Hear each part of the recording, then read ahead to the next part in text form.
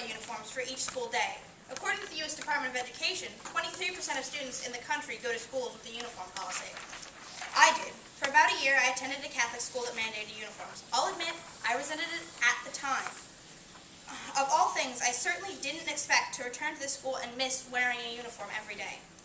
Good morning, judges, teachers, classmates, and peers. My name is Tatum and my partner, Veronica Liu, and I have the pleasure of presenting the affirmative case for the mandating of uniforms in grades K through 12 of the Upper Dublin School District for the year 2013 through 2014. The fact is that uniforms are becoming more and more popular in American public schools. According to the same U.S. Department of Education report, the number of public schools that have mandatory daily uniforms has risen by 12% since 2000 and is expected to rise by another 16% by 2020. The second edition of the American Heritage Dictionary defines uniforms as an identifying outfit or style of dress worn by members of a given profession, organization, or rank. Our resolution very much reflects the trend of public schools adopting uniforms and is based on studies that have found that uniforms improve the educational environment in several ways. Historically, the only schools in America to require uniforms were private ones, but in the 1980s, debates over uniforms intensified. Public schools began adopting uniform policies, though often within looser parameters of their private counterparts. Our plan, which Veronica will elaborate on, follows that principle, offering several pre-designed shirts and bottoms that students can mix and match. Veronica and I intend to prove that instituting school uniforms would improve students' focus and schoolwork, counteract several sources of bullying, and minimize the cost parents pay for clothing, while providing an additional source of income for the school district. The addition of school uniforms would, foremost, improve student focus by removing a common distraction from the school environment. A survey conducted by our research team found that young women in 9th to 10th grades spend an average of 20 to 25 minutes choosing an outfit each day, which moves the focus of school from learning to appearance. School environments may be secondarily a platform of socialization, but primarily they are intended to educate each generation.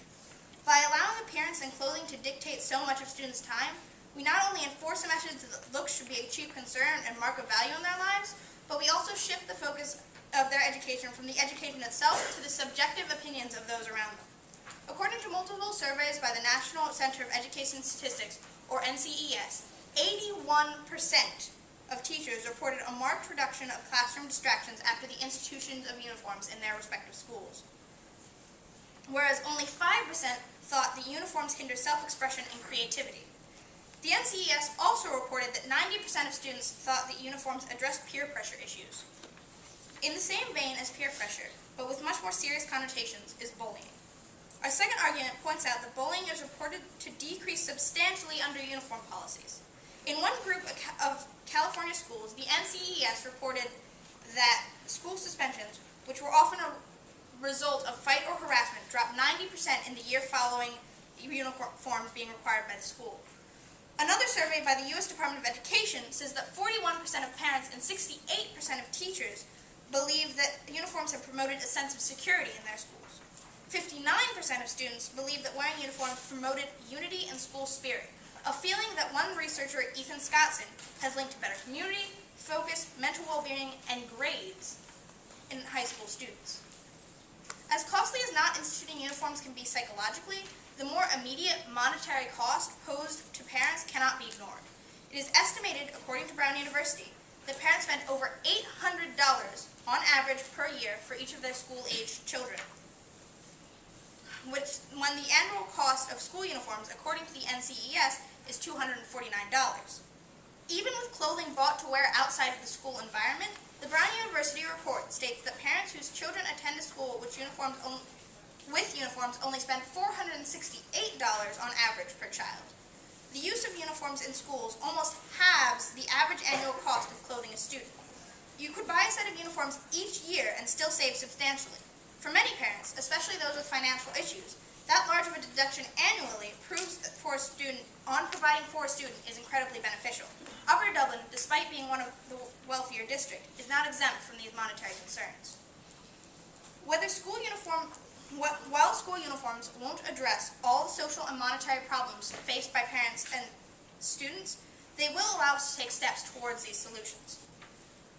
Veronica and I ask you today not to vote on your preference for wearing or not wearing uniforms alone, but on whether or not you can see the many benefits provided by requiring uniforms for children in kindergarten through 12th grade in the Upper Dublin School District.